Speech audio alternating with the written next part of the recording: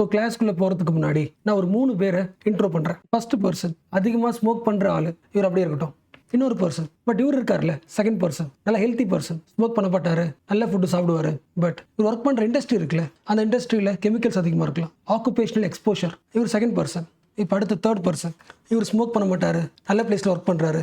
But இவர் வாடுற ஊர் இருக்குல்ல, city, highly polluted city. So 3 different people இருந்தாலும் இந்த 3 பேருக்குமே சம்டைம்ஸ் ரேராக திரும்புவாங்க. ரொம்ப கேஷுவலாக இரும்புறது தான், ரொம்ப ஸ்ட்ரெயின் பண்ணலாம் கிடையாது, ரொம்ப கேஷுவலாக காஃப் பண்ணுவாங்க. பட் இவங்களுக்கு மேபி ஒரு 10 இயர்ஸ்க்கு அப்புறம் லங் கேன்சர் வரலாம். அப்படி வந்துட்டா ஃபர்ஸ்ட் கேட்குற கேள்வி, இந்த 10 வருஷமாக அவருக்கு கேன்சர் வரப்போது உங்களுக்கு தெரியலான்னு கேட்பாங்க. சான்ஸே இல்லை. லங் கேன்சரோட யூனிக்கே அதான். எந்த பெயினும் தெரியாது, எந்த சிம்டமும் தெரியாது, எந்த விதமான வார்னிங்கும் தெரியாது. டக்குன்னு வரும். ஒரு ஸ்டேஜ் 3 லெவலுக்கு சீரியஸ் லெவலில் தான் கேன்சரே தெரியும். இந்த கோர் பாயிண்ட் புரியுதா? ஒரு கேன்சர்னால, முக்கியமாக லங் கேன்சர்னால வருஷத்துக்கு 1.8 மில்லியன், கிட்டத்தட்ட 20 lakhs வச்சுக்கலாமா?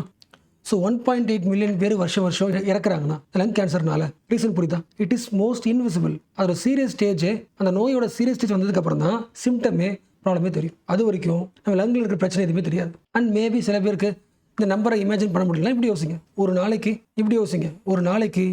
4,900 பேர் இறந்து போகிறாங்க எவ்ரி சிங்கிள் டே. அதுக்கு ரீசன் என்ன? சிம்டம் உங்களுக்கு தெரியாது. ரீசன் பார்த்தா 3 ரீசன் தான். உனக்கு லங் கேன்சர் வருதுனாலே நீ ஸ்மோக் அதிகமாக பண்ணலாம். நீ ஸ்மோக் பண்ணலனாலும் நீ ஒர்க் பண்ணுற பிளேஸ் சேஃப்டியாக இல்லை, கெமிக்கலாக இருக்குது. ஆக்குபேஷன் பண்ணுற பிளேஸ் சரியில்லைனாலும் நீ ஸ்மோக் பண்ணலனாலும் கேன்சர் வரும்.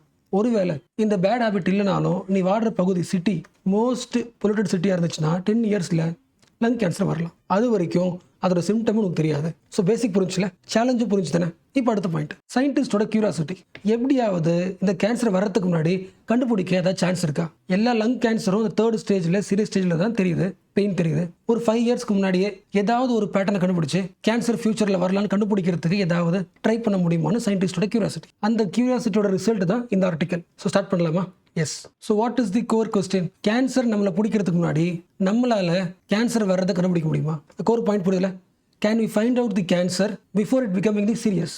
யூகேல ஒரு பர்சன், லண்டன், சார்லஸ் ஸ்வான்டன், இந்த கொஸ்டினுக்கு ஆன்சர் பண்ணுறாரு. இந்த கொஸ்டினுக்கான ஆன்சர் கண்டுபிடிச்சு ஒரு முக்கியமான ஜேர்னல், கேள்விப்பட்டிருப்பீங்களா, செல் ஜேர்னலில் அவரோட ஆன்சரை பப்ளிஷ் பண்ணுறாரு. ஸோ அவரோட ஃபைண்டிங்ஸ் தான் பார்க்க போகிறோம். பட் அதுக்கு முன்னாடி ஃபர்ஸ்ட் பார்த்தோம்ல, lung cancer kills us silently. What is silently here? உனக்கு கேன்சர் ஃபியூச்சரில் வரப்போகுதுன்னு எந்த விதமான சிக்னலோ வார்னிங்கோ உடம்பு தராது. This is the puzzle, this is the challenge. But இந்த சயின்டிஸ்ட் என்ன சொல்கிறாருன்னா, ரொம்ப க்ரூட் எக்ஸாம்பிள் சொல்லணும்னா, இப்போ நம்ம பால் இருக்குல்ல, மில்கை ஹீட் பண்ணுறோம். ஹீட் பண்ணும்போது அது பொங்கறதுக்கு முன்னாடி என்ன ஆகும்? கொதிக்கும்ல, ஒரு பபுள் வரும்ல. அந்த பபுளை பார்த்துட்டு ஓகே பால் பொங்க போது என்ன பண்ணுறோம்? ஸ்டாப் பண்ணுறோம். ஸோ பாலில் ஒரு பேட்டர்ன் தெரியுதுல்ல, அந்த பபுள் தானே பேட்டர்ன், சிம்டம் வச்சுக்கலாமா? அதே மாதிரி ஒரு பேட்டர்னை இவர் சொல்கிறார். லங் கேன்சர் வர்றதுக்கு முன்னாடியே, மேலே பார்த்தோம்ல, பால் கொதிக்கிறதுக்கு முன்னாடியே, பால் பொங்குறதுக்கு முன்னாடியே ஒரு பேட்டர்ன் தெரியுதுல்ல, பபுள் வருதுல்ல. சிமிலர்லி ஒரு பர்சனுக்கு லங் கேன்சர் வரதுக்கு முன்னாடி ஒரு 5 இயர்ஸ்க்கு முன்னாடியே அவரோட பிளட்டில் ஒரு பேட்டர்னை பார்க்க முடியும். என்ன பேட்டர்ன்? ஃபர்ஸ்ட்டு பிளட்னாலே ஒரு பேசிக் வழக்கமாக சொல்கிறது, பிளட்டில் 2 இருக்கும். ஒன்று தண்ணி இருக்கும், வெறும் லிக்விட், அதுக்கு பேர் என்ன? பிளாஸ்மா. இந்த லிக்விடில் நிறைய இருக்கும், நிறைய இன்க்ரீடியன்ஸ் இருக்கும், அது தேவையில்லை. இப்போ பட் பிளட் எடுத்துக்கிட்டா பிளட் 2 பிரிக்க முடியும். பிளட்டுக்குள்ளே சில பிளாஸ்மா தண்ணி இருக்கும், அந்த தண்ணி எடுத்துகிட்டு பார்த்தா மிச்ச பாதி செல்ஸ் இருக்கும். அந்த செல்ஸ் தான் ரெட் செல்ஸ், ஒயிட் செல்ஸ். இப்போ நாம் ஃபோக்கஸ் பண்ண வேண்டியது இந்த பிளாஸ்மா, அந்த தண்ணி தான். ஏன்னா இந்த தண்ணிக்குள்ளே நிறைய இன்க்ரீடியன்ஸில் ஒரு முக்கியமான இன்க்ரீடியன்ஸ் என்னென்னா ப்ரோட்டீன்ஸ். நிறைய மிக்ஸ்ட் ஆஃப் ப்ரோட்டீன்ஸ் பிளட்டில் மிக்ஸ் ஆகும். அதாவது நம்ம உடம்பு வச்சுக்கலாம், நம்ம உடம்புல ஆர்கன்ஸ் இருக்குல்ல, எத்தனை ஆர்கன்ஸ் இருக்குது? லங்ஸ் இருக்குது, லிவர் இருக்குது, கிட்னி இருக்குது, ஹார்ட் இருக்குது. எல்லா ஆர்கன்ஸுமே சில ப்ரோட்டீனை ரிலீஸ் பண்ணும். அதுக்கு புரியுதா? லங்ஸ் கிட்ட ஒரு ப்ரோட்டீனு, ஹார்ட்டில் ஒரு ப்ரோட்டீனு, கிட்னியில் ஒரு ப்ரோட்டீனு. இந்த எல்லா ப்ரோட்டீனும் பிளட் போதில்ல, பிளட்டில் மிக்ஸ் ஆகும். எல்லா ப்ரோட்டீன்ஸும் நீ பார்க்க முடியும். இதான் ஃபர்ஸ்ட் ஸ்டெப். பாயிண்ட் புரிச்சுல. பிளட்டில் தண்ணி இருக்குது, பிளாஸ்மா இருக்குது. அந்த பிளாஸ்மா ஊற்று பார்த்தீங்கன்னா எல்லா ஆர்கன்ஸும் ரிலீஸ் பண்ணுற குட்டி குட்டி ப்ரோட்டீன்ஸை பார்க்க முடியும். Mixed of proteins. For example இதான் ப்ரோட்டீன் வச்சுக்கலாம், டிஃப்ரெண்ட் ப்ரோட்டீன்ஸ் இருக்க வச்சுக்கலாம். இந்த ப்ரோட்டீன்ஸை படிக்க முடியும். சயின்டிஸ்டால அதோட நேச்சரை, கேரக்டரை படிக்க முடியும், அதோட லாங்குவேஜை புரிஞ்சுக்க முடியும். அதுக்கு பேர் தான் ப்ரோட்டியோமிக்ஸ், ப்ரோட்டீனை படிக்கக்கூடிய லாங்குவேஜ். ஸோ இந்த ப்ரோட்டீன்ஸை படித்து தான் அந்த கொஸ்டினுக்கு, அந்த சேலஞ்சுக்கு ஆன்சர் கண்டுபிடிக்கிறாங்க. இந்த வார்த்தை தெரியுமா? பயாப்சி கேள்விப்பட்டிருக்கீங்களா? ஒரு ஆர்கன்ல, இல்லை ஆர்கன்லையோ இல்லை ஒரு மசில்லையோ, தசை இருக்குல்ல மசில், அதில் ஒரு நோய் இருக்கா இல்லை கண்டுபிடிக்கிறதுக்கு ரிசர்ச் பண்ணுவாங்கல்ல, அதுக்கு பேர் biopsy. Testing the body tissue for any disease. அது ரொம்ப கஷ்டங்க. இப்போ உடம்புல இப்போ ஃபார் எக்ஸாம்பிள் இப்போ எனக்கு கேன்சர் இருக்குன்னா, எனக்கு கேன்சர் இருக்கான்னு செக் பண்ணுறதுக்கு நம்ம மசில் என்ன பண்ணுவாங்க? மசிலை கட் பண்ணி பார்த்து அதுக்குள்ளே சில எடுத்து செக் பண்ணுவாங்க, பயாப்சி. பட் இந்த சயின்டிஸ்ட் சொல்கிறாருன்னா அவ்வளோ கஷ்டப்பட தேவையில்லை. அந்த பிளட் பார்த்தோம்ல, பிளாஸ்மா, அந்த பிளாஸ்மாவையே டெஸ்ட் பண்ணி கண்டுபிடிச்சிட முடியும். லிக்விட் பயாப்சி, மசில் இருக்க தேவையில்ல, பிளட்டை கலெக்ட் பண்ணி அதை ரிசர்ச் பண்ணாலே இந்த பிளட் இருக்கிற இந்த ஹியூமன் பீயிங்க்கு லங் கேன்சர் வருமா இல்லைன்னு செக் பண்ணிடலாம். ஸோ என்ன பண்ணுறாரு, டைரெக்டாக யூகேல இருக்கிற ஒரு பிளட் பேங்க்குக்கு போகிறார். சுமார் ஒரு 5 லட்சம் பேர், 1 மில்லியனில் பாதி பேர், ஒரு 5 லட்சம் பேர் பிளட் சாம்பிள்ஸ் இருக்கு தராங்க படிக்கிறதுக்கு. அந்த பிளட் சாம்பிள்ஸை ஏஎல் ஏற்றி மிஷின்ஸில் ஏற்றி இந்த மக்களுக்குள்ளே இருக்கிற அந்த பிளட் சாம்பிள்ஸ் இருக்குல்ல, ப்ரோட்டீன்ஸ், அந்த ப்ரோட்டீனில் ஏதாவது பேட்டர்ன் தெரியுதா கண்டுபிடிக்கிறார். ஸோ பிளட் பேங்க்குக்கு போகிறாரு, ஒரு 5 லட்சம் மக்களோட பிளட் சாம்பிள்ஸை படிக்கிறார், மிஷினில் ஃபீட் பண்ணி இந்த பாப்புலேஷனுக்குள்ள அவங்களோட பிளட்டில் இந்த பிளட் ப்ரோட்டீன்ஸில் ஏதாவது பேட்டர்ன் கண்டுபிடிக்க முடியுமா, ஏதாவது பேட்டர்ன் ஒரே மாதிரி மாட்டுதா. அந்த 5 lakhs பீப்புளில் நார்மல் பீப்புள் இருப்பாங்க, கேன்சர் வரக்கூடிய பீப்புள் இருப்பாங்களே. நார்மல் பீப்புளோட பிளட் ப்ரோட்டீனும் கேன்சர் வரக்கூடிய மக்களோட பிளாஸ்மா ப்ரோட்டீனும் ஒரே மாதிரி என்ன பண்ணுறாங்க, செக் பண்ணுறாங்க. ஒரு டிஃப்ரென்ஸ் இருக்குது. எக்ஸ்பிளைன் புரியுதுல, அகைன் சொல்கிறேன். ஃபஸ்ட்டு பார்த்தோம்ல, மோஸ்ட்லி யாருக்கு கேன்சர் வாய்ப்பு இருக்குது, ஸ்மோக் பண்ணுறவங்களுக்கு, கரெக்டாக ஹை பொல்யூஷனில் வாடுற மக்களுக்கு. அப்போது பிளட் சாம்பிளை கலெக்ட் பண்ணும்போது ரொம்ப நார்மல் லைஃப் வாடுற, ஸ்மோக்கிங் பண்ணாமல் நல்ல இடத்துல வாடுற பிளட் இருக்குமா, பிளட் சாம்பிள்ஸ், இந்த பிளட் சாம்பிள்ஸ் ஸ்மோக்கிங் பண்ணுற பொல்யூஷனில் வாடுற மக்களோட பிளட் சாம்பிள்ஸ். அப்போ யாருக்கு கேன்சர் வரக்கூடியது, இவங்களுக்கு ஃபியூச்சரில் கேன்சர் வரலாம். இப்போ ஃபியூச்சரில் கேன்சர் வரக்கூடிய மக்களோட பிளட்டில் இருக்கிற பிளாஸ்மாவில் இருக்கிற ப்ரோட்டீன் எப்படி இருக்குது, நார்மல் மக்களோட பிளட்டுக்குள்ளே இருக்கிற ப்ரோட்டீன் எப்படி இருக்குது கம்பேர் பண்ணும்போது ஒரு பயங்கரமான பேட்டர்ன் தெரியுது. யாருக்கெல்லாம் கேன்சர் வர சான்ஸ் இருக்கோ அவங்களோட பிளட்டில் இந்த பிளாஸ்மாவில் ஒரு யூனிக்காக ஒரு 14 ப்ரோட்டீன் மட்டும் எக்ஸ்ட்ரா கலெக்ட் ஆகுது. 14 ஸ்பெசிஃபிக் ப்ரோட்டீன்ஸ். பிளட்டில் நிறைய ப்ரோட்டீன்ஸ் இருக்கும். பட் யாருக்கெல்லாம் ஃபியூச்சரில் கேன்சர் வரப்போதோ ஒரு 5 இயர்ஸ்க்குள்ளே அவங்களோட ப்ரோட்டீனில் மட்டும், அவங்களோட பிளட்டில் மட்டும் ஸ்பெசிஃபிக்காக சேமாக ஒரு 14 ப்ரோட்டீன் மட்டும் கலெக்ட் ஆகுது. பிளட் டெஸ்ட்டில் தெளிவாக அதை கேப்சர் பண்ண முடியுது. ஸோ தெரிஞ்சு போச்சு. என்ன பண்ணுறாங்க, அகைன் ட்ரை பண்ணுறாங்க. ஒன்ஸ் அகைன் யாருக்கெல்லாம் ஃபியூச்சரில் கேன்சர் வர வாய்ப்பு இருக்கோ அந்த லைஃப் ஸ்டைலில் வாடுற மக்களோட பிளட் எடுத்து அந்த 14 அந்த ஸ்பெசிஃபிக் 14 ப்ரோட்டீன் சிக்னேச்சர் இருக்கா செக் பண்ணுறாங்க. இருக்குது எங்கே, யூகேல. ஸோ ப்ரெடிக்ட் பண்ண மாதிரியே யாருக்கெல்லாம் இந்த 14 ப்ரோட்டீன் இருக்கோ பிளட்டில் அவங்களுக்கு கரெக்டாக 5 இயர்ஸில் கேன்சர் வருது. லாஜிக் புரியுதா. ஒரு சயின்ஸ் என்ன பண்ணியிருக்கு, ஒருத்தவங்களுக்கு கேன்சர் வருமா இல்லையான்னு 5 இயர்ஸ்க்கு முன்னாடியே ப்ரெடிக்ட் பண்ண முடியுது. இது முக்கியமான அச்சீவ்மெண்ட். ஃபஸ்ட்டு பார்த்தோம்ல, அதிகமான உயிரிழப்புக்கு காரணமே என்ன, லேட்டாக தெரிஞ்சுக்கிறோம் 3rd ஸ்டேஜில். இது மிடில் ஸ்டேஜில் தெரிஞ்சுக்கலாம், not so early, middle stage தெரிஞ்சுக்கலாம். பட் எல்லாரோட பிளட்லையும் கண்டுபிடிக்க முடியல. 75% அக்குரேசி. கேன்சர் வரதுக்கான சான்ஸ் உள்ள ஒரு 100 பேரோட பிளட் எடுத்து பார்த்தா 75% கண்டுபிடிக்க முடிஞ்சிச்சு. இந்த 70%க்கு கேன்சர் வரும் இல்லை வராது கண்டுபிடிச்சாச்சு. அக்யூரேசி 75%. அண்ட் மேபி சில பேருக்கு இந்த கொஸ்டின் வரலாம், இந்த உடம்புல கேன்சரே வரல, 5 இயர்ஸ்க்கு அப்புறம் தான் கேன்சர் வரப்போகுது, அதுக்கு முன்னாடி எப்படி வார்னிங் தெரியும், அதுக்கு முன்னாடி பிளட்டில் எப்படி இந்த வார்னிங்கை எடுத்துக்க முடியும். அதுக்கு ரொம்ப சிம்பிள் எக்ஸாம்பிள் சொல்கிறாங்க. ஒரு நல்ல ஹெல்த்தி செடி வச்சுக்கலாம், பிளான்ட். அந்த செடிக்கு டெய்லியும் குட்டியாக ஒரு குட்டி drop of dirty water, poison கிடையாது, ஜஸ்ட் ஒரு அழுக்கான தண்ணி ஒரு பிளான்ட் மேலே டெய்லியும் ஒரு ட்ராப் வந்து அழுக்கான தண்ணி படுதுன்னா ஃபர்ஸ்ட் டே பார்க்கும்போது ஒன்றும் தெரியாது, செகண்ட் டே பார்க்கும்போது ஒன்றும் தெரியாது. ஒரு 3 மாதத்துக்கு அப்புறம் பார்க்கும்போது எல்லாம் எப்படி இருக்கும், மஞ்சளாக இருக்கும். ஒரு வருஷத்துக்கு அப்புறம் ரூட்ஸ் ஆகும், டேமேஜ் ஆகிடும். இப்போ என்ன அர்த்தம், அந்த ஃபர்ஸ்ட் ட்ராப்ல இருந்தே கொஞ்சம் கொஞ்சமாக ஒரு சேஞ்ச், ஒரு வார்னிங் அந்த பிளான்ட்ல ஸ்டார்ட் ஆகிருக்கு. சிமிலர்லி யாருக்கு லங் கேன்சர் வரப்போதோ, இந்த ஃபர்ஸ்ட் ஒரு ட்ராப் தண்ணி பார்த்தோம்ல, பேட் வாட்டர், அதே மாதிரி யாருக்கு ஃபியூச்சரில் கேன்சர் வரப்போதோ, லங் கேன்சர் வரப்போதோ, அவங்க லங்ஸில் கொஞ்சம் கொஞ்சமாக இன்ஃப்ளமேஷன் ஆரம்பிக்கும். அந்த இன்ஃப்ளமேஷன் தான் பாடியோட ரெஸ்பான்ஸ். லாஜிக் புரியுதுல. அப்போ அந்த இன்ஃப்ளமேஷன் யாருக்கு வரும், யார் டெய்லி ஸ்மோக் பண்ணுறாங்களோ கொஞ்சம் கொஞ்சமாக இந்த ஒரு ட்ராப் ஆஃப் வாட்டர் மாதிரி இன்ஃப்ளமேஷன் அதிகமாகிட்டே இருக்கும். இன்ஃப்ளமேஷன் அதிகமாக சரி பண்ணுறதுக்கு பிளட்டில் ஒரு 14 ஸ்பெசிஃபைட் ப்ரோட்டீன்ஸ் மிக்ஸ் ஆகி ரெடியாக இருக்குது. இப்போ அடுத்த கொஸ்டின், அப்போ இது யாருக்கு மோஸ்ட்லி ப்ராப்ளம், ஸ்மோக்கிங் தானே, ஸ்மோக் பண்ணுறது தானே. எஸ், ஸ்மோக்கிங் தான் ப்ரையர் ரீசன். பட் இன்னொரு பாயிண்ட் இருக்குது, உங்களுக்கு மியூட்டேஷன் செல்ஸ் தெரியும்ல, உங்களுக்கு தெரிஞ்சிருக்கும். பட் அகைன் பேசிக்ஸ், நம்ம உடம்புல கோடிக்கணக்கான செல்ஸ் இருக்குது. இந்த செல்ஸ் என்ன பண்ணும், ஒரே செல்ஸ் இருக்காது. ஒரு செல்லு பிறக்கும், வயசாகி சாகிறதுக்கு முன்னாடி புது செல்லை உருவாக்கிடும். ஒரு செல் இருக்குன்னா என்ன ஆகும், டிவைட் ஆகிடும். செல் டிவைட் ஆகிட்டு ஓல்டு போயிடும், புதுசு இருக்கும், செல் டிவிஷன். அப்போ ஓல்டு செல் இருந்து நியூ செல் உருவாகும் போது சில செல்ஸ் வந்து கரெக்டாக ஃபார்ம் ஆகிடும், அதுக்கேற்ற டிஎன்ஏவை கொடுத்து ஃபார்ம் ஆகிடும். பட் சில செல்ஸால் கரெக்டாக கரெக்டான டிஎன்ஏ வாங்கிட்டு உருவாக முடியாது, அதாவது சரியாக காப்பி ஆகாது. அதாவது பழைய செல் இருந்து நியூ செல் உருவாகுதுல, அதில் டிஎன்ஏ சரியாக காப்பி ஆகாது. சில செல்ஸில் டிஎன்ஏ சரியாக காப்பி ஆகாது. அப்போ ஒழுங்காக உருவாகாத செல்லை ஆட்டோமேட்டிக்காக நம்ம பாடி என்ன பண்ணுறோம், சாகடிச்சிடும். இதுக்கு பேர் என்ன, மியூட்டன்ட் செல்ஸ். சரியாக ஃபார்ம் ஆகாத, சரியாக காப்பி ஆகாத செல்ஸ், மியூட்டன்ட் செல்ஸ். இந்த மியூட்டன்ட் செல்ஸை நம்ம பாடி என்ன பண்ணுறோம், சாகடிச்சிடும். பட் சில செல்ஸில் ஆல்மோஸ்ட் 90% காப்பி ஆகிடும். ரொம்ப சின்ன எரர் தான் இருக்கும். அந்த சின்ன எரர்னால பெரிய பாதிப்பு கிடையாது. அது இன்விசிபிளாக டார்மெண்ட்டாக உடம்புக்குள்ளே இருக்கும், பெரிய பாதிப்பு ஏற்படுத்தாது. பட் இந்த பர்சன் இந்த ஸ்லீப்பிங் மியூட்டன்ட் செல்ஸ் கூட இருக்கிற இந்த பர்சன் பொல்யூஷன்ல எக்ஸ்போஸ் ஆனார்னா பொல்யூஷன் என்ன பண்ணுதுன்னா அவர் உடம்புக்குள்ள இருக்கிற இந்த மியூட்டன்ட் செல்ஸை ஆக்டிவ் ஆகுது. ஒழுங்கா காப்பி ஆகாத டிஎன்ஏ இருக்கிற செல்ஸ் வந்து தூங்கிட்டு இருந்த செல் ஸ்லீப்பிங் செல் பிகம்ஸ் ஆக்டிவ். இந்த செல் என்ன பண்ணலாம், லங்ல இன்ஃப்ளமேஷன் உருவாக்கலாம், லங் கேன்சர் வரலாம். ஸோ லங் கேன்சருக்கு ஸ்மோக்கிங் ஒரு காரணம். Second reason pollution also reason. Pollution உங்கள் உடம்புக்குள்ள இருக்கிற மியூட்டன்ட் செல் தப்பாக காப்பியான செல் கரெக்டாக உருவான செல்லை தூங்கிட்டு இருந்த செல்லை ஆக்டிவ் ஆக்கி இன்ஃப்ளமேஷன் உருவாக்கலாம். So what is the core idea? Pollution. என்ன reason? Delhi air quality index எவ்வளோ? 400. சேஃப் லெவல் என்ன? 50. சேஃப் லெவல் 50 இருக்கிறது 400. அப்போ நார்மல் ஹெல்த்தி லைஃப் ஆடுற பர்சனும் டெல்லியில் வாழும்போது அவங்களுக்குள்ளே இருக்கிற அந்த டார்மெண்ட் மியூட்டன்ட் செல் ஆக்டிவ் ஆகலாம். ஃபியூச்சரில் கேன்சர் வரலாம். கேன்சர் தெரிய வைக்கும்போது தேர்ட் ஸ்டேஜில் சீரியஸ் ஸ்டேஜில் இருப்பீங்க. சீரியஸ் ஸ்டேஜில் கேன்சரை சரி பண்ணுறது கஷ்டம். அப்படி சரி பண்ணால் காஸ்ட்லி ரொம்ப அதிகமாகும். அப்போது பொல்யூஷனில் வாடுற மக்களுக்கு எந்த மக்களுக்கு கேன்சர் வருமா இல்லைன்னு செக் பண்ணுறதுக்கு ஒரு டெஸ்ட் எடுத்துக்கலாம், பிளட் டெஸ்ட். அந்த பிளட் டெஸ்ட்டில் எதை பார்க்கணுன்றது தான் இந்த சயின்டிஸ்டோட டிஸ்கவரி. பாயிண்ட் புரியுதா? எத்தனை மக்களுக்கு கேன்சர் ரொம்ப சீக்கிரமாக தெரிய வருதோ இயர்லி ஸ்டேஜில் கண்டுபிடிச்சிட்டா குணப்படுத்துறது ரொம்ப ரொம்ப ஈஸி. ஃபார் எக்ஸாம்பிள் இந்தியா வச்சுக்கலாம். இந்தியாவில் less than 20% கேன்சர் வர்ற பாப்புலேஷனில் less than 20% மக்களுக்கு மட்டும்தான் இயர்லி ஸ்டேஜில் கண்டுபிடிக்க முடியுது. அதாவது 10ல் 8 பேருக்கு தன்னோட சிம்டம் இயர்லி ஸ்டேஜில் தெரியாது. இந்தியாவில் 10ல் 8 பேருக்கு லங் கேன்சர் வரப்போகுதுன்ற சிம்டம் இயர்லி ஸ்டேஜில் தெரியாது. அப்படி இருக்கும்போது இந்த டிஸ்கவரி பயங்கரமான அச்சீவ்மெண்ட், பயங்கரமான ஹோப்ஃபுல் ஃபார் இந்தியன் பாப்புலேஷன். புரியுதுல? எவ்வளோ இயர்லி ஸ்டேஜில் கண்டுபிடிக்கிறோமோ, ஸ்க்ரீனிங் பண்ணிடுறோமோ, சீக்கிரமாக க்யூர் பண்ணுற முடியும். ஸோ லங் கேன்சரை க்யூர் பண்ணுறதுக்கான ஒரு preventive technique, prediction technique. So ஓகேல, இது வரைக்கும் எல்லா பாயிண்ட்ஸும் கிளியர் தானே? பட் இது வரைக்கும் பார்த்த விஷயத்தை விட இப்போ பார்க்க போகிறது முக்கியம். What is reason? ஒரு பர்சனுக்கு கேன்சர் வர சான்ஸ் இருக்கா இல்லையான்னு ஒரு 5 இயர்ஸ்க்கு முன்னாடியே அவன் பிளட் ரிப்போர்ட்டில் கண்டுபிடிச்சிடலாம். ஓகே, பாசிட்டிவ்னு வச்சுக்கலாம். இவருக்கு வர வாய்ப்பு உண்டு. அந்த பிளட் டெஸ்ட் எடுத்து கண்டுபிடிச்சாச்சு. நெக்ஸ்ட் முக்கியமான பாயிண்ட், இப்போ அடுத்து இவர் என்ன பண்ணணும்? கேன்சர் வரப்போது சொல்லியாச்சு. அப்போ நெக்ஸ்ட் 5 இயர்ஸில் இவரோட கேன்சர் வராமல் பார்த்துக்கிறதுக்கு என்ன பண்ணணும்? அதான முக்கியம்.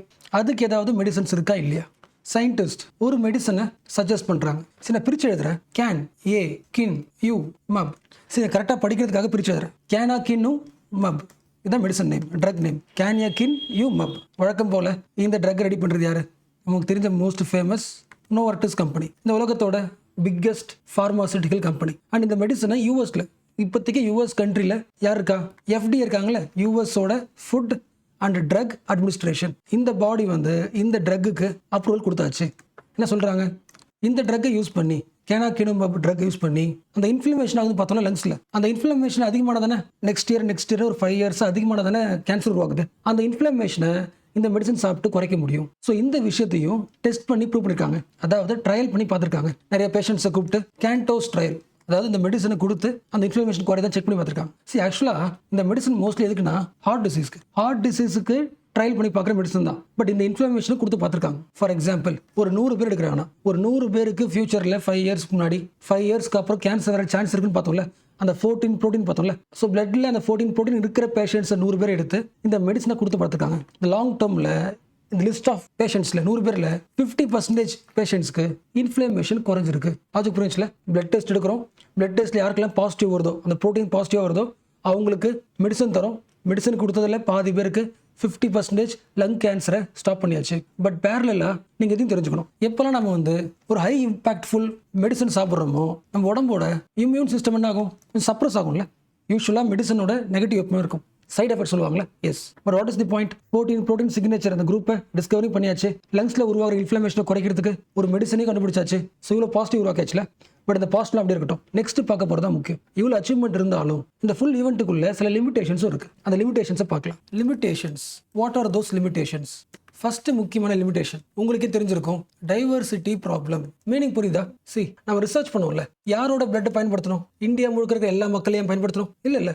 ஒரு குறிப்பிட்ட கண்ட்ரி, யூகே தானே, யூகேல இருக்கிற ஒரு பிளட் பேங்க்ல இருக்கிற சாம்பிளை பயன்படுத்தணும். கரெக்டா? அப்போ அந்த ரிசர்ச் நடந்தது எங்க? ஒரு லிமிட்டட் டைவர்சிட்டி. ஹியூமன் பீயிங்ஸோட யூனிக்கே என்ன? ஜெனடிக்ஸ் தானே. ஸோ ஜெனடிக்ஸ் என்ன ஆகும்? ஜீன்ஸ் என்ன ஆகும்? ஏரியாவுக்கு ஏரியா டிஃபர் ஆகும்ல. தமிழ்நாடு மக்களோட ஜீன்ஸோட கேரக்டரும் யூகே, யூரோப், இந்த ஜீன்ஸில் டிஃபர் ஆகும்ல. லாஜிக் புரியுதா? ஒரு ரிசர்ச்சோட கன்க்ளூஷன் நம்ம முடிக்கும் போது என்ன பண்ணணும்? இது எல்லா மக்களுக்குமே ரிசல்ட் ஒரே மாதிரியா இருக்கான்னு செக் பண்ணணும்ல. அந்த ரிசல்ட் ஒன்றும் பண்ணல. யூகேல பண்ணியிருக்கோம், ஓகே தான். இப்போ நமக்கு தெரியும்ல, human bodies across the world. இந்த உலகத்தில் ஹியூமன் பாடிஸோட ரியாக்ஷன் வந்து ஒரே மாதிரி இருக்காது. ஒவ்வொரு பகுதியில் மக்களோட ஜெனட்டிக்ஸ் டிஃபர் ஆகும், அவங்களோட டயட் டிஃபர் ஆகும், என்விரான்மெண்டல் எக்ஸ்போஷர் டிஃபர் ஆகும். அப்போ என்ன ஆகலாம், எப்படி வந்து ஒரு கேன்சர் வந்த ஒரு பேஷண்ட்டுக்கு, கேன்சர் வரப்போகிற பேஷண்ட்டுக்கு அந்த பிளட்ல அந்த 14 ப்ரோட்டீன்றது ஒரு சிம்டமோ ஒரு டெஸ்ட் கண்டுபிடிக்க யூஸ் ஆகுதோ, மேபி தமிழ்நாடு பர்சன் எடுக்கும்போது என்ன இருக்கலாம், 12 ப்ரோட்டீன் இருக்கலாம்ல. அப்போ யூகே பிளட்ல கிடைச்ச 14 ப்ரோட்டீன் தான் தமிழ்நாடு பீப்பிள் பாடியில இருக்குன்னு சொல்ல முடியாது. ஸோ இந்த ரிசர்ச்சோட கன்க்ளூஷன் என்ன மிஸ் ஆகுது, லார்ஜ் டைவர்சிட்டி மிஸ் ஆகுதுல்ல, அது ஒரு லிமிடேஷன். லிமிடேஷன் தான், தப்பு கிடையாது, யோசிக்க முடியுதுல. அந்த லிமிடேஷன் சரி பண்ணுற முடியும். இப்போ நாளைக்கே வந்து அடுத்த வருஷம் இந்தியாவோட பிளட் பேங்க்ல எடுத்து டெஸ்ட் பண்ணால் சேம் வந்துடலாம். பட் டெஸ்ட் பண்ணலன்றதை நான் ஞாபகம் வச்சுக்கணும், பயன்படுதுல. சயின்ஸ் பொறுத்த வரைக்கும் எதை கண்டுபிடிச்சோன்றதை விட எதெல்லாம் கண்டுபிடிக்கல அதை பார்க்கறதா முக்கியம். ஸோ இது first limitation. Second limitation, even அந்த யூகேவோட பிளட் பேங்க்ல ரிசர்ச் பண்ணி சக்ஸஸ் ஆனாலும் அந்த டெஸ்ட் சக்ஸஸ் எத்தனை பர்சன்டேஜ், 75%. அப்போ மிச்ச 25%ஓட பிளட் சாம்பிள் டெஸ்ட் எடுக்கும்போது ரிசல்ட் சரியா வரல. என்ன அர்த்தம் அப்படின்னா, சில பேரோட பிளட் டெஸ்ட் அனலைஸ் பண்ணி அந்த மிஷின் அந்த ரிசர்ச் என்ன பண்ணிருக்கலாம், தப்பாக ஆன்சர் கொடுத்துருக்கலாம், ஃபால்ஸ் கொடுத்துருக்கலாம். என்ன மாதிரி ஃபால்ஸ், உங்களுக்கு உங்கள் பிளட்ல அந்த 14 ப்ரோட்டீன் பார்த்தேன், உங்களுக்கு கண்டிப்பாக கேன்சர் வரும்னு சொல்லி தப்பாக கூட சொல்ல முடியும். ஸோ ஃபால்ஸ் பாசிட்டிவ், அதாவது உங்களுக்கு கேன்சர் வர்றதுக்கு பாசிட்டிவ் இருக்குன்னு தப்பாக சொல்லியிருக்கலாம். இல்லைனா ஃபால்ஸ் நெகட்டிவாக சொல்லியிருக்கலாம். உங்கள் பிளட்டை செக் பண்ணியாச்சு, உங்களுக்கு கேன்சர் வராது சொல்லியிருக்கலாம், கேன்சர் வராதுன்னு சொல்லி கேன்சர் வந்துருக்கலாம். ஸோ 70% சக்ஸஸ், பட் 25% பிளட் டெஸ்ட்டில் இன்னும் கரெக்டாக சொல்ல முடியல. அப்போ அக்யூரேசினா கொஞ்சம் மிஸ் ஆகுது. இந்த வேர்ட்லாம் புரியுதுல, ஃபால்ஸ் பாசிட்டிவ், ஃபால்ஸ் நெகட்டிவ், ரொம்ப சிம்பிள் தானே, ஜஸ்ட் வந்து இங்கிலீஷில் விளையாடுறது. இந்த ரிசர்ச் ஒரு 100 பேரில் 25 பேருக்கு தப்பாக சொல்லியிருக்கு. உங்களுக்கு கேன்சர் இருக்குது அப்படின்னு போய் சொல்லியிருக்கு, உங்களுக்கு கேன்சர் இல்லைன்னு சொல்லியும் போய் சொல்லியிருக்கு, கண்டுபிடிக்க முடியல. ஃபால்ஸ் பாசிட்டிவ், ஃபால்ஸ் நெகட்டிவ், ஓகேல. எஸ். இப்போ அடுத்த பாயிண்ட்டுங்க, இந்த செகண்ட் பாயிண்டோட அடுத்த எக்ஸ்டென்ஷன். இந்த ரிசர்ச்சோட மெயின் கோர் பாயிண்ட் என்னங்க, யாரோட பிளட்லலாம் அந்த 14 ப்ரோட்டீன் இருக்குதோ அவங்களுக்கு ஃபியூச்சரில் ஒரு 5 வருஷத்துல கேன்சர் வருது. இது என்னது, இது ப்ரெடிக்ஷன் தானே, இல்லைனா கோரிலேஷன் தானே. லாஜிக் புரியுதா? உங்கள் பிளட்ல இது இருக்கிறதுனால யாருக்கெல்லாம் இது இருக்குதோ அவங்களுக்கு கேன்சர் வர மாதிரி இருக்கு. கோரிலேஷன், ரிலேட் பண்ணுறோம். உனக்கு கேன்சர் இருக்கா, உன்னோட பிளட்ல இது இருக்கு, ரிலேட் பண்ணிக்கிறோம். என்ன கிடையாது, it is not causation. Meaning புரியுதா? இதனால தான் உனக்கு கேன்சர் வருது, நம்ம அதை கண்டுபிடிக்கல. இந்த பாக்டீரியா உள்ள இருக்கிறதுனால தான் உனக்கு நோய் வருது, இதனால இது அப்படின்னு காசேஷன் கண்டுபிடிக்கல, கோரிலேட் பண்ணுறோம். பிளட்ல இந்த ப்ரோட்டீன்ஸ்லாம் இருக்கும்போது மேபி உனக்கு இது இருக்கலாம், ரிலேட் பண்ணிடும். This is the main cause for கேன்சர்னு சொல்லல, கரெக்டா? ஸோ சயின்ஸோட ஹையஸ்ட் லெவல் என்னது, காசேஷன். அப்போ அது இன்னும் முடியல, இன்னொரு limitations. And fourth important limitation, நான் ட்ரக் பார்த்தோம்ல, நேம் நம்பர் இருக்காங்க, ஸ்பெல்லிங் நம்பர் இருக்கா, CANAKINUMAB தானே பார்த்தோம், கெனக்கினுமப். ஸோ யாருக்கெல்லாம் பிளட்ல அந்த 14 ப்ரோட்டீன் இருக்கோ அவங்களுக்கு கேன்சர் வரதுக்கு முன்னாடியே இந்த ட்ரக் கொடுத்தா 50% கேன்சர் வரதுக்கான எக்ஸ்போஷர் குறைஞ்சிருக்கு. பட் பாயிண்ட் என்னன்னா, இந்த ட்ரக் இருக்கு இல்லைங்க, திஸ் இஸ் மோர் டாக்ஸிசிட்டி அதிகமாக இருக்கிற ஒரு ட்ரக். இது உனக்கு எந்த அளவுக்கு க்யூர் பண்ணுதோ, இந்த மெடிசன் சாப்பிட்டா, இந்த ட்ரக் சாப்பிட்டா எந்த அளவுக்கு க்யூர் பண்ணுதோ அதை விட உனக்கு அதிகமான சைடு எஃபெக்டை கொடுக்கும். Therefore this drug is currently not approved. இந்த லிமிடேஷன் புரியுதுல்ல? இப்போ நெக்ஸ்ட் லிமிடேஷன். இது வரைக்கும் பார்த்தது எல்லாமே ஒரு கேன்சருக்கான கோரிலேஷன் தான்.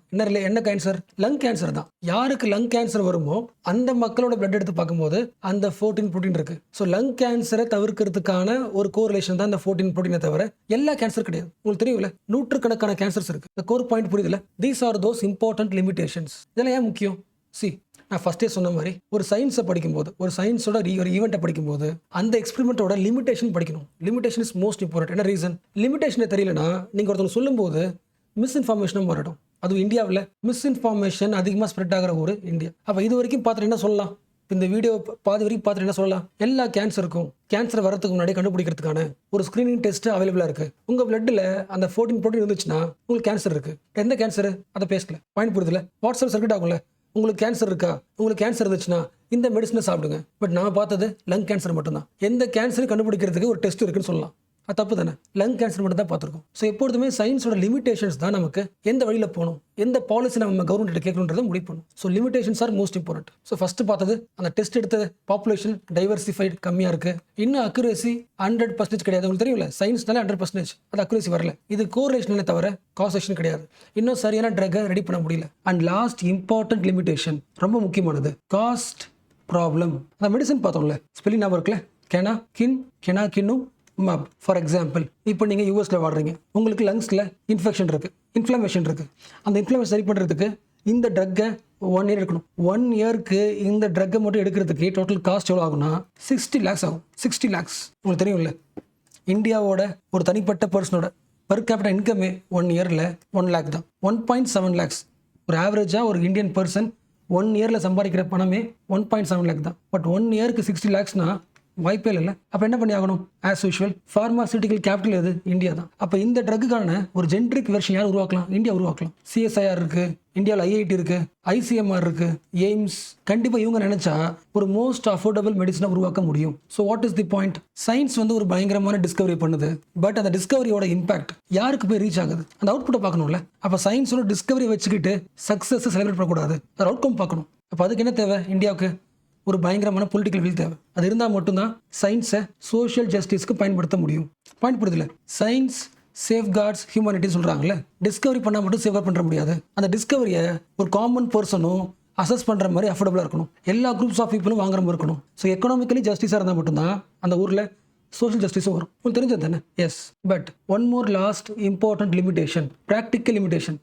ரொம்ப சிம்பிளாக வச்சுக்கலாமே. இப்போ நான் ஒரு சயின்டிஸ்ட், ஒரு புது வகையான அரிசியை ரெடி பண்ணுறேன், புது வகையான ரைஸ், ஒரு சீடு ரெடி பண்ணுறேன். என்னோட டிஸ்கவரி வந்து மக்களுக்கு உடனடியாக ரீச் ஆகிடுமா? ஆகாதுல. நிறைய ஸ்டெப்ஸ் இருக்குல்ல. ஃபஸ்ட்டு லேபில் டெஸ்டிங் பண்ணணும். டெஸ்ட் பண்ணி முடிச்சதுக்கப்புறம் ஒரு ஸ்மால் ஃபீல்டு லெவலில் பண்ணணும். ஒரு குரூப் ஆஃப் ஃபீல்டில் ட்ரையல் பண்ணி பார்க்கணும். அந்த ட்ரையல் பண்ணி பார்த்த ரிசல்ட்டை கவர்மெண்ட் அப்ரூவல் பண்ணணும். அப்ரூவலுக்கு அப்புறம் மக்களுக்கு போகிறதுக்கான ஒரு பாலிசி ரெடி பண்ணணும். பாலிசி ரெடி பண்ணி அந்த சீட்ஸை எப்படி வந்து மக்கள் யூஸ் பண்ணணும், அதுக்கான ட்ரைனிங்கை உருவாக்கணும். இப்போ யோசிச்சு பாருங்க, இதெல்லாம் முடியறதுக்கு எத்தனை வருஷம் ஆகும்? கரெக்டாக. இப்போ லாஸ்ட் பாயிண்ட் கனெக்ட் பண்ணி பாருங்க. ஒரு சயின்ஸ் வந்து ஒரு காமன் மேனுக்கு ரீச் ஆகிறதுக்கு நடுவில் ஒரு 3 வால் இருக்குங்க. ஃபர்ஸ்ட்டு டெஸ்டிங் பார்த்தோம்ல, சயின்டிஃபிக் வேலிடேஷன்.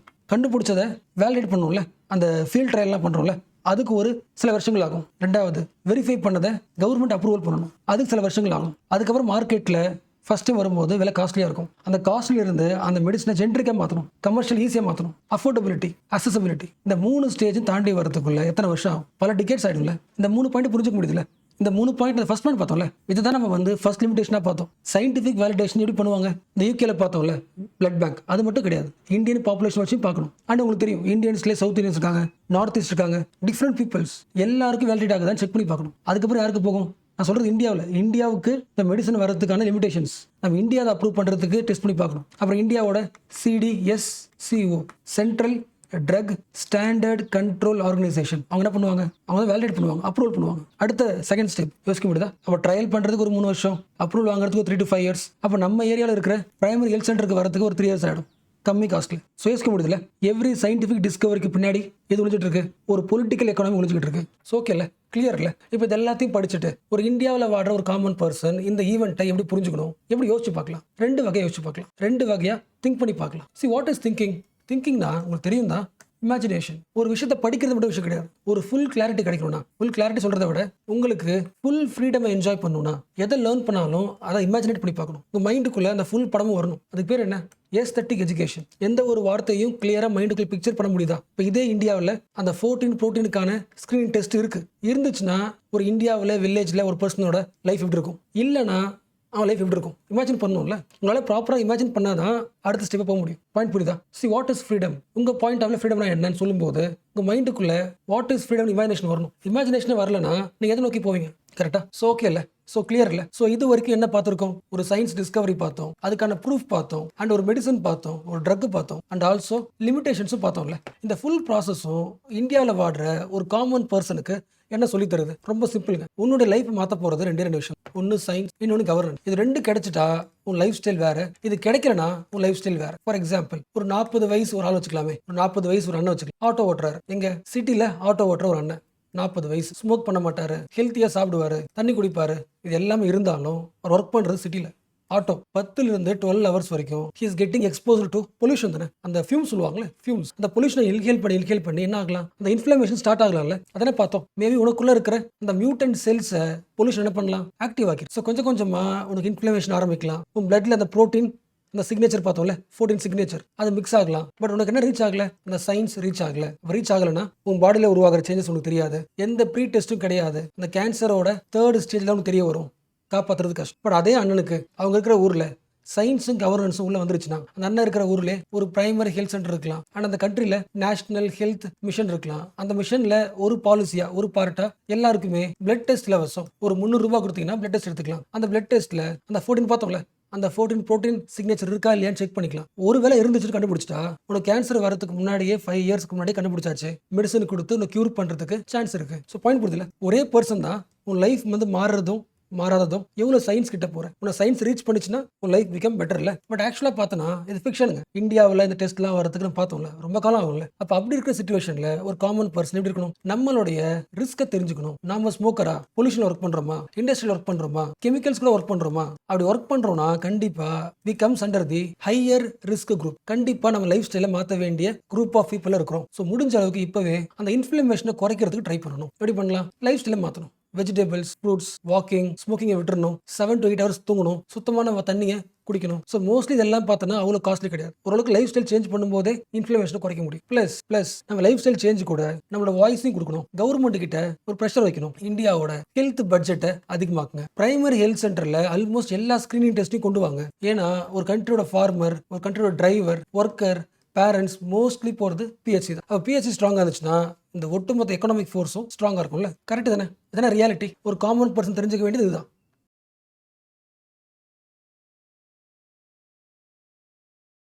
ஸோ ஆர்டிக்கிள்குள்ளே போகிறதுக்கு முன்னாடி ஒரே ஒரு குட்டி example, real world example. C, இப்போ நாம் வில்லேஜில் வாடுறதுனால இருக்கிற ப்ராப்ளம் என்னங்க? What is the real problem? What is the important problem? ரொம்ப சிம்பிள். நம்ம இந்தியாவில் இல்லை நம்ம ஸ்டேட்டில் எக்ஸாம்பிள் சொல்கிறேன். ஒரு ஃபோன் வந்திருக்கும். ஹையஸ்ட் மாடல் ஃபோனாக இருக்கலாம், ஹையஸ்ட் டெக்னாலஜியாக இருக்கலாம். நம்ம ஸ்டேட்டில் அந்த சிட்டிக்கு வந்திருக்கும். அந்த சிட்டியில் இருந்து வில்லேஜுக்கு வர்றதுக்கு எத்தனை மாதம் ஆகும்? உங்களுக்கு தெரியும் இல்லை?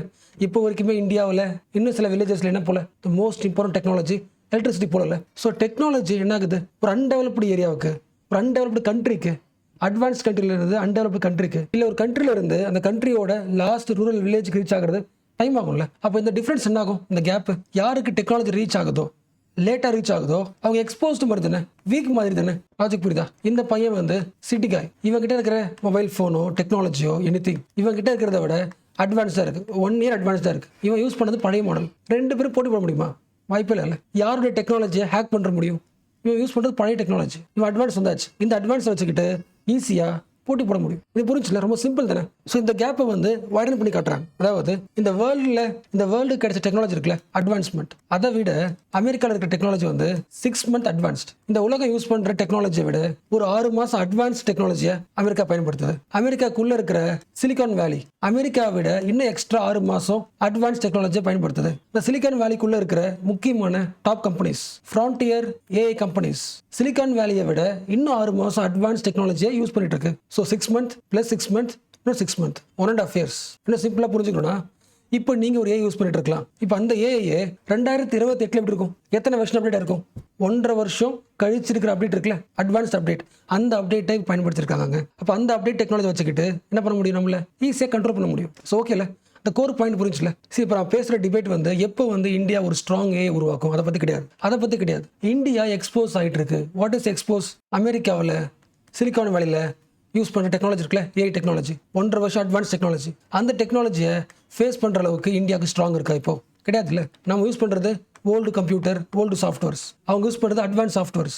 அந்த அட்வான்ஸ் டெக்னாலஜி பயன்படுத்தி என்ன பண்ண முடியும்? இந்தியாவை கண்ட்ரோல் பண்ண முடியுங்களா? நிறைய பேருக்கு இந்த இஷ்யூ புரிஞ்சிருக்கும்.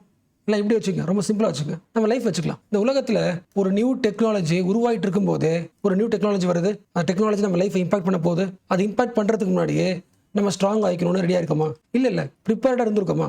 எக்ஸாம்பிள், ஸ்மார்ட் ஃபோன்ஸ் இந்தியாவுக்குள்ளே வருது, வைரல் ஆகுது, அப்புறம் தான் வாங்குறோம். ஆன்லைன் பேமெண்ட் எல்லாரும் யூஸ் பண்ண ஆரம்பிச்சிட்டாங்க. அதுக்கப்புறம் வழி கிடையாது, கடைக்கு போகிறோம், ஆன்லைன் பே பண்ண சொல்கிறாங்க, தடுமாறி என்ன பண்ணுறோம்? ஆன்லைனுக்கு மாறுறோம். ஆஃப்லைன் கிளாஸ்லேயே ஃபிக்ஸ் ஆயாச்சு, திடீர்னு என்ன வருது? ஆன்லைன் கிளாஸ் வருது, மேனேஜ் பண்ண முடியல, இப்படி எல்லாமே ஆன்லைனாக மாறிடுச்சு. அடாப்ட் பண்ண ட்ரை பண்ணுறோம். நம்ம என்ன பண்ணுறோம்? ரியாக்ட் பண்ணி சரியாகிறோம். இது காமன் லைஃப்பில். அப்போ யாரெல்லாம் ஒரு நியூ டெக்னாலஜி வர்றதுக்கு முன்னாடியே ப்ரிப்பேர்டாக இருக்காங்களோ அவங்க லைஃப் என்ன பண்ண முடியும்?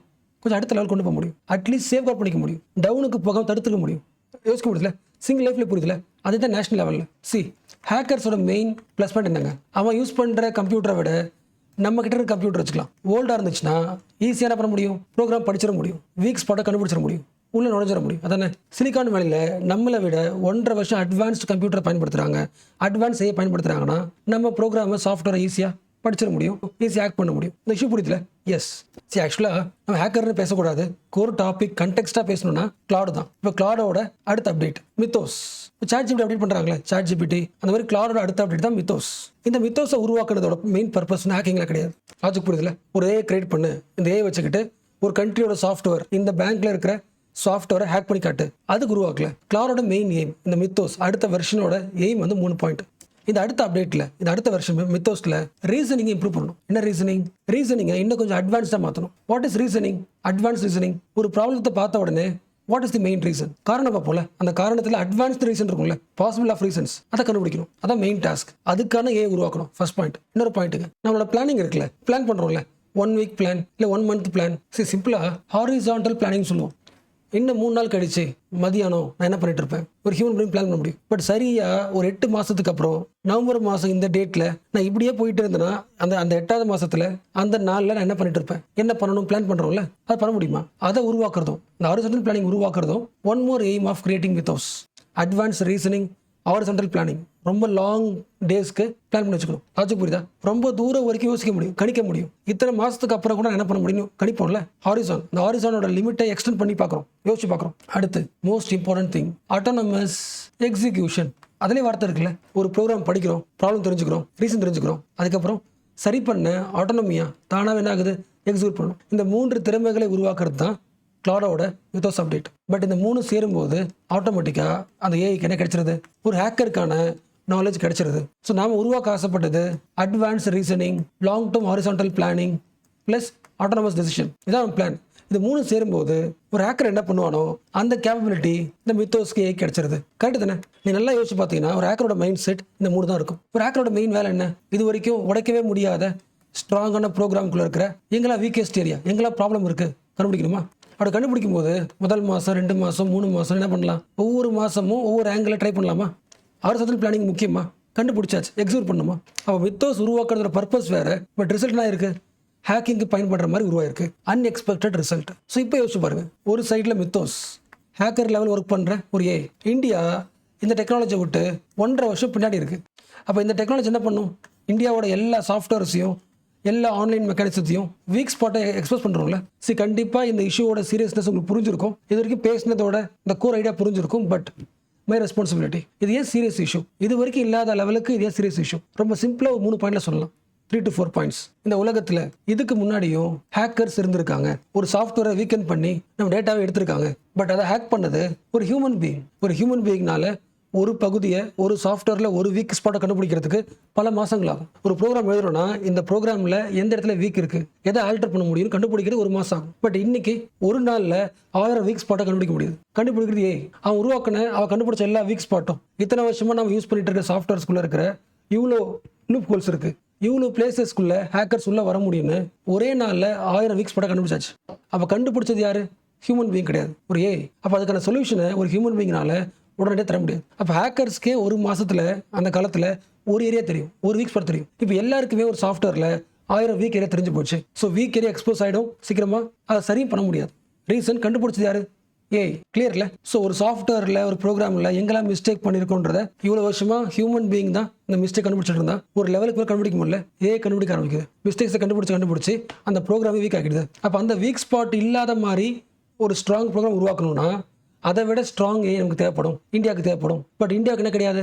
ஆல்ரெடி இப்போ இருக்கிற ஜென்ரேஷனை விட டெக்னாலஜி விட 1.5 வருஷம் பின்னாடி யூஸ் பண்ணிட்டு இருக்கோம். This is the serious issue. First point. First பார்த்த மாதிரி அகைன் ரிப்பீட் பண்ணுறேன். மிஸ்டேக்ஸ், நாம் உருவாக்கின சாஃப்ட்வேர்ஸ் இருக்கிற மிஸ்டேக்ஸ் 1 2 கிடையாது, thousands of mistakes கண்டுபிடிச்சாச்சு. 20,000 10,000 20,000 ஃபிளாஸ் கண்டுபிடிச்சாச்சு. ஃபார் எக்ஸாம்பிள் இந்த கிளாரோட மித்தோஸ் கண்டுபிடிச்சது 23,019 மிஸ்டேக்ஸ். ஸோ மிஸ்டேக்ஸை பார்த்தாச்சு. இந்த எல்லா மிஸ்டேக்ஸ் சரி பண்ணுறோமா பார்த்தா ஃபர்ஸ்ட் பார்த்தோம்ல, ஜஸ்ட் 1% ஒன்லி ஃபிக்ஸ்ட். அந்த மிஸ்டேக்ஸை பார்த்து நம்ம ஹியூமன் பீயிங்னால 1% மட்டும் தான் ஃபிக்ஸ் பண்ணி சரி பண்ண முடியும். ஸோ ஆல் தீஸ் மிஸ்டேக்ஸ் யாருக்கு? வெப்பன், ஹேக்கர்ஸ்க்கு. பட் லாஸ்ட் பாயிண்ட், இங்கே ஹேக்கர்னா யார்? ஃபர்ஸ்ட் ஒரு எக்ஸ்பர்ட். அதிகமாக காசு கொடுத்து அதை கண்டுபிடிக்கிறதுக்கு எக்ஸ்பர்ட் தேவை. இப்போ நான் எக்ஸ்பர்ட், ஒரு நார்மல் பர்சனால ஏஐ பயன்படுத்தி ஒரு கம்பெனியோட, ஒரு கண்ட்ரியோட சாஃப்ட்வேரில் இருக்கிற மிஸ்டேக்ஸை கண்டுபிடிச்சி அதுக்குள்ளே உள்ள போக முடியும், போய் ஹேக் பண்ண முடியும். ஓகேவா?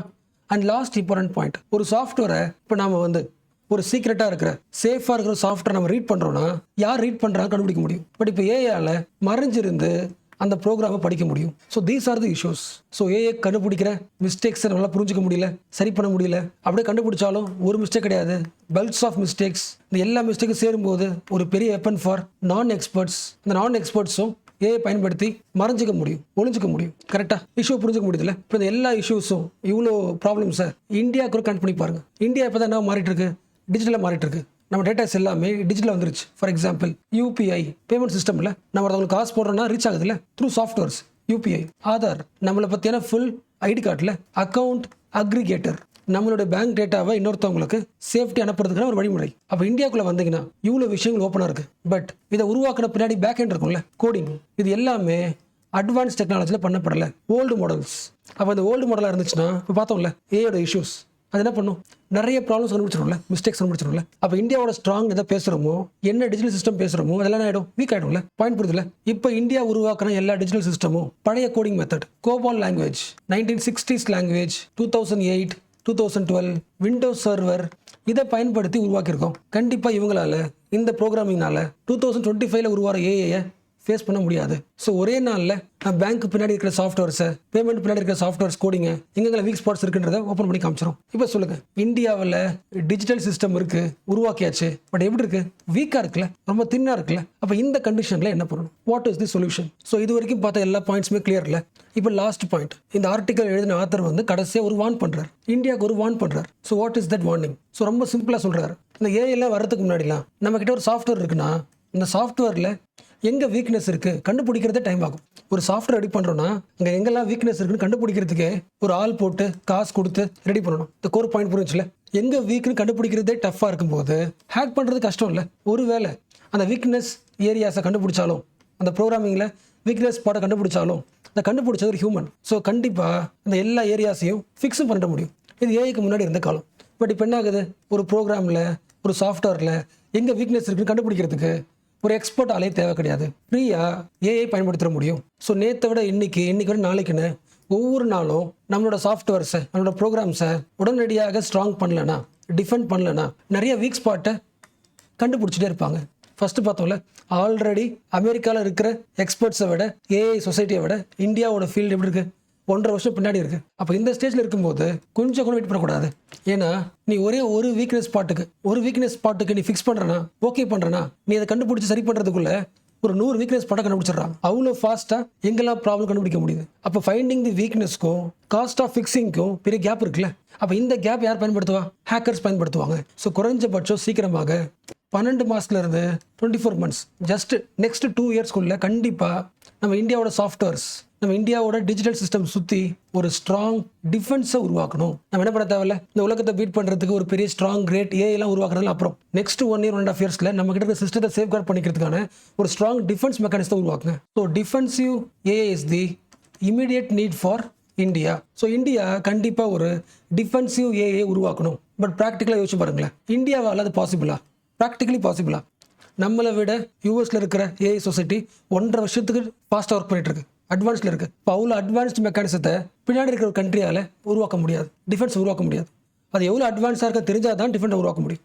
அப்போ கண்டிப்பாக இந்தியா மஸ்ட் கிரியேட் ஸ்குவாட். இந்த டிஃபென்சிவ் ஏஐ உருவாக்குறதுக்கு ஒரு ஸ்குவாடை உருவாக்கணும், டிஃபென்சிவ் ஏஐ ஸ்குவாட். உங்களுக்கு AUKUS ஞாபகம் இருக்குல்ல, ஆக்கஸ் பில்லர் ஞாபகம் இருக்குல்ல. இந்த இனிஷியேட்டிவோட மெயின் வேலை என்ன, டிஃபென்ஸ் டெக்னாலஜி பேக்ட். எந்த கண்ட்ரீஸ்க்கு, ஆஸ்திரேலியா, US, UK, இவங்க எல்லாரும் சேர்ந்து என்ன பண்ணுறாங்க, அந்தந்த கண்ட்ரீஸோட அட்வான்ஸ் டெக்னாலஜியை எக்ஸ்சேஞ்ச் பண்ணிக்கிறாங்க. சிமிலர்லி இந்தியா என்ன பண்ணணும், US கூட, UK கூட, ஜப்பான் கூட எல்லாம் ஒன்றா சேர்ந்து ஒரு ஸ்குவாடை உருவாக்கி டிஃபென்சிவ் ஸ்குவாடை உருவாக்கணும். ஒரு ஏஐ நம்மளோட வீக்னஸை கண்டுபிடிக்குதுன்னா, நம்ம சாஃப்ட்வேர் ஹேக் பண்ண போதுன்னா அதை டிஃபெண்ட் பண்ணுறதுக்கான ஒரு ஏஐ உருவாக்குறதுக்கு ஸ்குவாடாக ஒர்க் பண்ணலாம். மற்ற கண்ட்ரீஸ் கிட்ட இருந்து எக்ஸ்சேஞ்ச் பண்ணிக்கலாம், மற்ற கண்ட்ரீஸோட டெக்னாலஜி நம்ம வாங்கிக்க முடியும். அப்போ அவங்க கிட்ட நம்ம டெக்னாலஜி வாங்கிக்கணும்னா நாம என்ன திருப்பி தரலாம், ரொம்ப சிம்பிள் இல்லை. இந்தியாவோட பாசிட்டிவாக என்ன, டேட்டா தானே, பாப்புலேஷன் தானே. அப்போ அவங்களோட டெக்னாலஜியை டெஸ்ட் பண்ணிக்கிறதுக்கான ஒரு கிரவுண்டாக இந்தியா கொடுக்கலாம். த்ரெட் மாடலிங் ஸ்கில் இதை தரலாம், டெஸ்டிங் கிரவுண்டை தரலாம். மீனிங் புரிஞ்சா? இந்தியாவோட பாசிட்டிவ் என்ன, 2 விஷயம் தான். ஐடியா தர்றது, ஒரு மாடல் ரெடி பண்ணுறாங்கன்னா, ஒரு ஏஐ ரெடி பண்ணுறாங்கன்னா இந்த ஏஐ எப்படிலாம் ஒர்க் பண்ணணும், எங்கெல்லாம் த்ரெட்ஸ் இருக்குது, ஒரு த்ரெட் வருதுன்னா அதுக்கு எப்படி ஆக்ஷன் பண்ணலாம், எங்கெல்லாம் வீக்கஸ்ட் பாயிண்ட் இருக்குது அப்படின்னு த்ரெட்டை மேப் பண்ணி சொல்லலாம். இந்தியன் மைண்ட்ஸோட வேலையாக தானே அந்த பிரச்சனையை யோசிக்கிறது, எங்கெல்லாம் வீக்கஸ்ட் பாயிண்ட் இருக்குது, எங்கே ஹேக் பண்ணுவாங்க, அந்த டேட்டாவை தரலாம். ப்ளஸ் கிரியேட் பண்ண டெக்னாலஜி, அந்த அட்வான்ஸ் கண்ட்ரிஸோட டெக்னாலஜி எப்படி ஒர்க் ஆகுதுன்னு அவங்க செக் பண்ணிக்கிறதுக்கு, வெரிஃபை பண்ணிக்கிறதுக்கு இந்தியா என்ன பண்ணலாம், கிரவுண்டாக தரலாம். கிரவுண்ட் டெஸ்டிங் கிரவுண்டாக இந்தியா தரலாம். Because India has volume of டேட்டாஸ்ல. ஸோ கண்டிப்பாக நெக்ஸ்ட் ஒரு 12 monthsல 2 yearsல இது பண்ணி ஆகணும். ஃபர்ஸ்ட். செகண்ட் பாயிண்ட், எல்லா முக்கியமான கண்ட்ரிஸும் இன்ஸ்டிடியூட்டை கிரியேட் பண்ணியாச்சு. எதுக்கான institute, AI safety institute. It is the official lab for testing the weak areas. நம்ம கண்ட்ரியில் எங்கெல்லாம் வீக் இருக்கோ, எங்கே சேஃப்டி அதிகமாக்கலாமோ அதை பற்றி ரிசர்ச் பண்ணுறது ஒரு institute. UK, US already AI safety இன்ஸ்டியூட்டை உருவாக்கியாச்சு. இந்தியாவை உருவாக்கல, அதை உருவாக்கலாம். கரெக்டாக? அப்போ எங்கெல்லாம் வீக்காக இருக்குன்னு செக் பண்ணியாச்சு. அங்கே என்ன பண்ணணும்? ஸ்ட்ராங் பண்ணுவோம்ல, செக்யூரிட்டி இம்ப்ரூவ் பண்ணுவோம்ல. இப்போ கண்டிப்பாக சைபர் செக்யூரிட்டிக்கு கவர்மெண்ட் ஃபண்ட் அலோகேட் பண்ணணும். Minimum 15,000 to 20,000 crores fund allocate பண்ணணும் சைபர் செக்யூரிட்டிக்காக மட்டுமே. லாஜிக் புரியுதா? நாம் யூஸ் பண்ணுறது 1960s எக்ஸாம்பிள் சொல்கிறேன். 1965 ஓல்டு கூட பயன்படுத்திட்டு இருக்கோம். அப்படி இருக்கும்போது சைபர் செக்யூரிட்டி ரொம்ப முக்கியம். அண்ட் லாஸ்ட் பாயிண்ட், இப்போ உருவாகிற எல்லா ஏஐயும் ஓப்பன் மாடல்ஸா? அந்த ஏஐ மாடலை யார் வேணால் எடுத்துக்கிட்டு யூட்டிலைஸ் பண்ணி ஒரு ஹேக்கிங் சாஃப்ட்வேர் உருவாக்க முடியுமா? அப்போ இதை கண்ட்ரோல் பண்ணுறதுக்கு டிப்ளமசி லெவலில் ஒரு ஒர்க் பண்ணணும். So diplomacy on open models. Logic புரியுதா? இன்டர்நெட்டில் ஃப்ரீயாக இருக்கிற இந்த ஓப்பன் மாடலை ஒரு கண்ட்ரி பிளாக் பண்ணிட்டா மட்டும் ஒர்க் அவுட் ஆகாது. எல்லா கண்ட்ரிஸும் இந்த ஓப்பன் மாடல் என்ன பண்ணலாம்? செக்யூரிட்டியாக பார்த்துக்கிற மாதிரி ஒரு டிப்ளமசி உருவாக்கலாம். அதுக்கு யார் லீடராக இருக்கலாம்? இந்தியா G20 லீட் பண்ணலாம். ஸோ கிளியரில் ஒரு ஸ்குவாடை கிரியேட் பண்ண, கூடவே ஒரு சேஃப்டி இன்ஸ்டியூட்டை உருவாக்க, சைபர் செக்யூரிட்டிக்கு ஃபண்டு கூட, குளோபல் டிப்ளமசியை உருவாக்கு. These are the some simple solution given by that author. So free டைமில் இந்த ஆர்டிக்கல் படித்து பாருங்கள்.